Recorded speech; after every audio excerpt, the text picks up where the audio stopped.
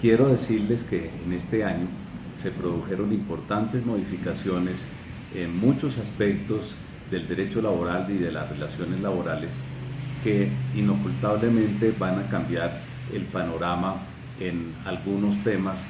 tanto de derecho laboral individual como de relaciones colectivas, como de seguridad social y de las relaciones industriales, de las relaciones con el talento humano. En primer lugar, podríamos citar la sentencia sobre el fuero de salud, la sentencia SU 049 de 2017, proferida por la Corte Constitucional,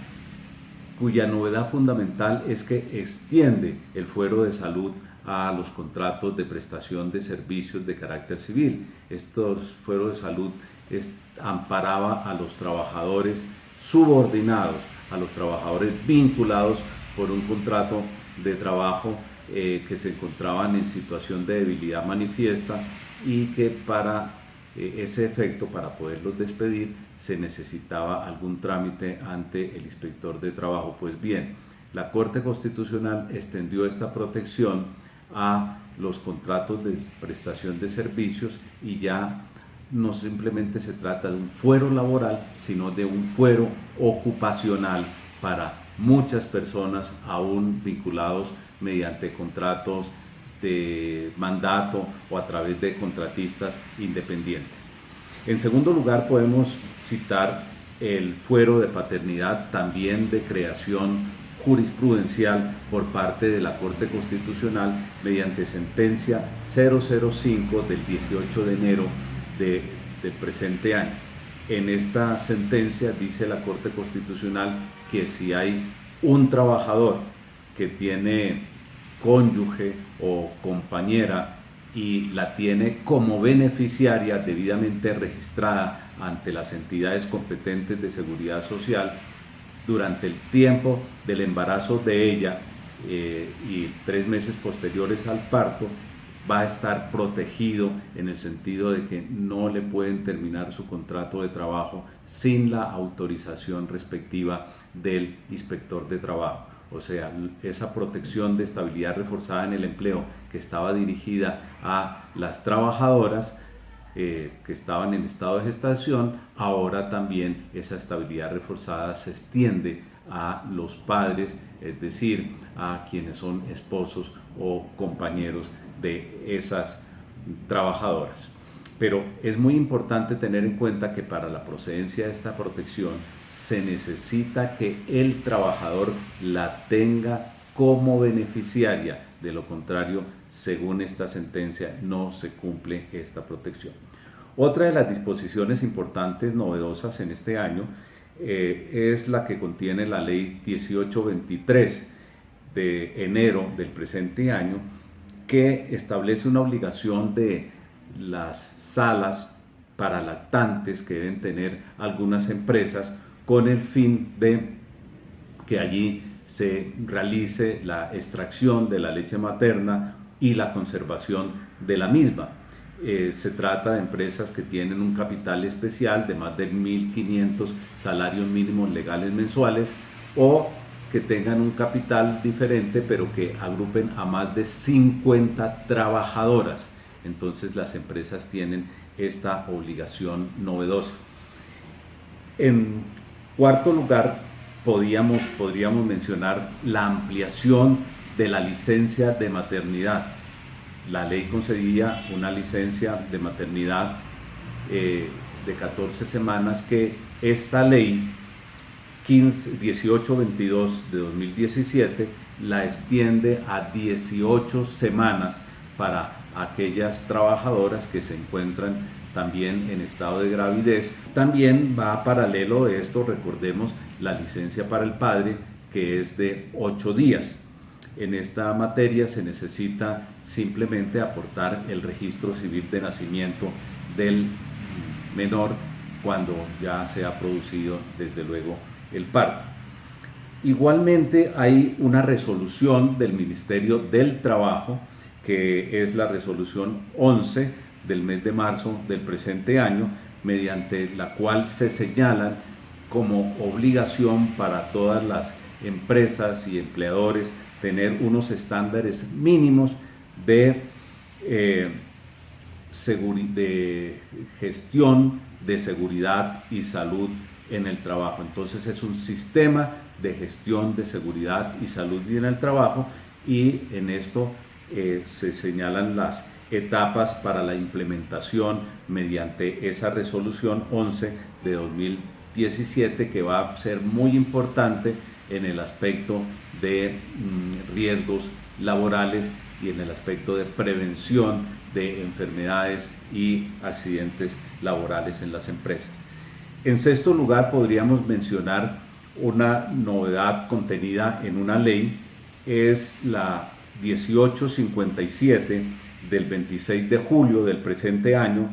que establece una jornada semestral para la familia con el fin de acercar a la empresa, a sus trabajadores con las familias, propiciar esos espacios para facilitar, promover y gestionar esa integración entre esos dos estamentos tan importantes de la sociedad. Y entonces ahí hay unas actividades semestrales, una en el primer semestre, otra en el segundo semestre, que se pueden realizar ya bien sea en la propia empresa, por ejemplo, cuando se cumplen actividades de estímulo a la familia en la misma organización empresarial, pueden crearse jornadas flexibles dentro de la misma empresa para esos efectos, o si la empresa no suministra esas facilidades, pues tiene la obligación de que si el trabajador quiere realizar actividades con su familia, pues, grupo primario o la familia extendida, por ejemplo, el cumpleaños de la madre del trabajador, una primera comunión del hijo o el grado de la hija, entonces pueden permitirle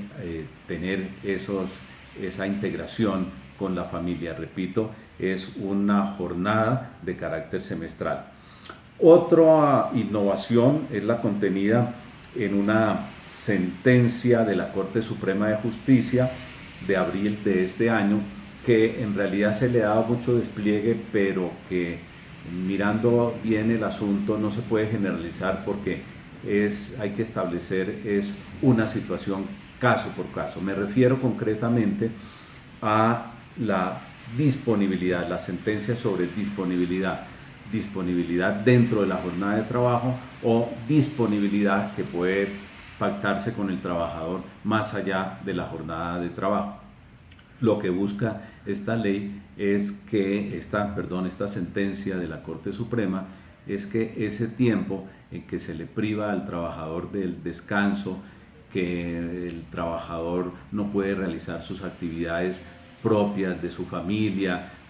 sus actividades personales, sino que debe estar sometido a las órdenes que le imparta la empresa, la Corte consideró en un caso concreto que eso constituye una extensión de la jornada de trabajo y hay lugar a algún tipo de la remuneración. Pero eso no se puede generalizar, sino que hay que mirar cada situación, caso por caso. Otro tópico que podemos entrar a analizar es el que tiene que ver con la modificación del horario nocturno. Anteriormente se consideraba que había horario nocturno entre las 6 y las 10 de la noche para efectos de los recargos, para efectos del trabajo extraordinario,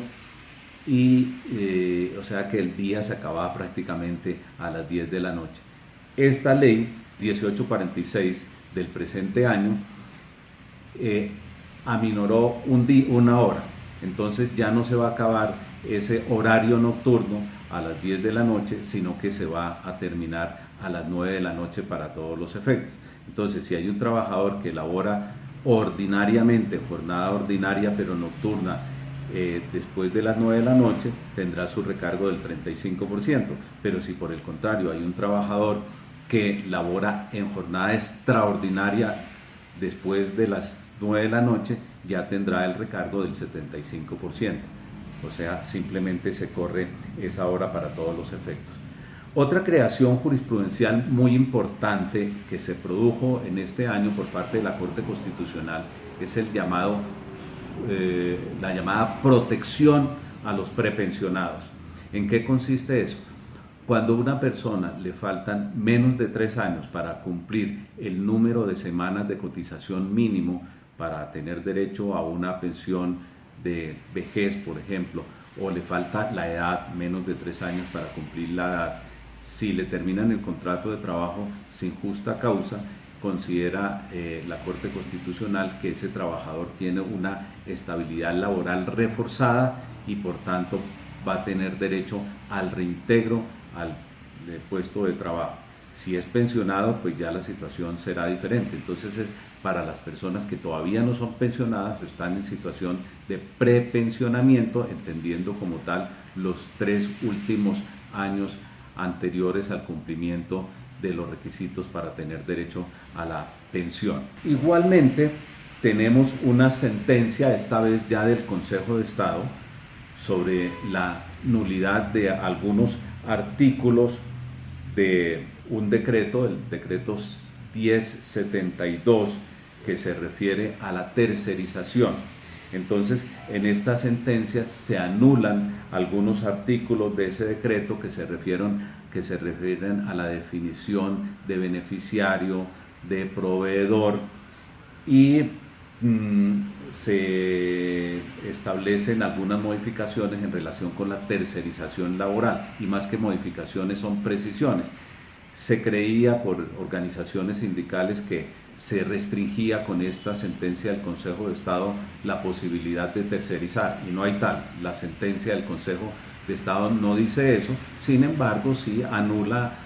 algunas expresiones que tenían simplemente una terminología inadecuada del decreto reglamentario frente a la contenida en la ley, y esa es la razón por la cual se le retira del ordenamiento jurídico. Y por último, como novedades, tenemos que citar una reciente resolución, esta vez del Ministerio de Relaciones Exteriores, la resolución 6045 del presente año, que se refiere a las visas de visitante, visa de migrante, visa de residente o